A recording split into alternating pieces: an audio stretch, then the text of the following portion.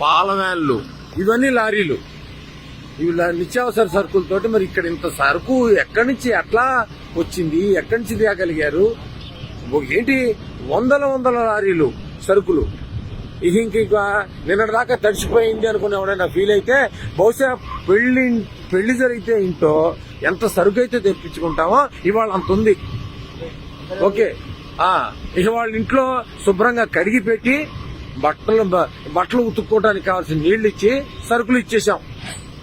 బహుశా ఇది ఇవాళ ప్రభుత్వం చేయకపోతున్న పని. అది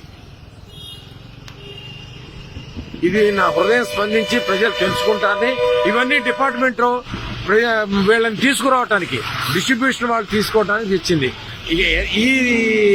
ఇది ఎంతగా ఉందంటే ట్రాఫిక్ జామ్ అయిపోయింది. ఇదిగోండి ఇప్పటికి ఒక 8 బ్యాచ్ల టాయిలెట్స్ ఉన్నాయి. ఏది ఈ లారీలు డ్రైవర్లు ఆగటానికి. ఇది వీటితో పాటుగా ఇదిగో ఇంకా ఫైర్ ఇంజిన్లు నీళ్లు కడిగి పెట్టడానికి. అందరూ ఇక్కడే పడుకున్నారు రాత్రంతా. ఇగో సరుకులు ఇలా వచ్చాయి.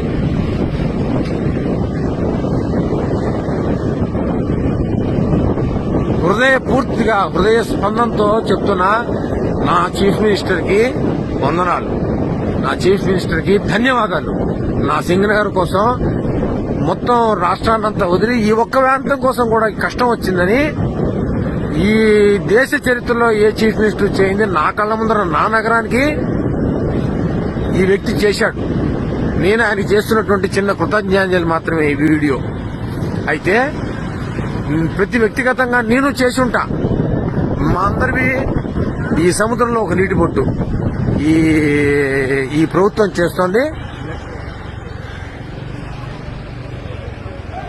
మరి సెంట్రల్ గవర్నమెంట్ తెచ్చుకున్నాడో సొంతంగా తెచ్చుకున్నాడో ఇవన్నీ చూడాలి మీరు. ఇదంతా వీళ్ళందరినీ మేనేజ్ చేయడానికి ఒక్కసారి ప్రజలు వచ్చి మీద పడితే ఇబ్బంది పడకుండా ఉండటం కోసం అని తొక్కిసలాడకుండా పని. ఐడియా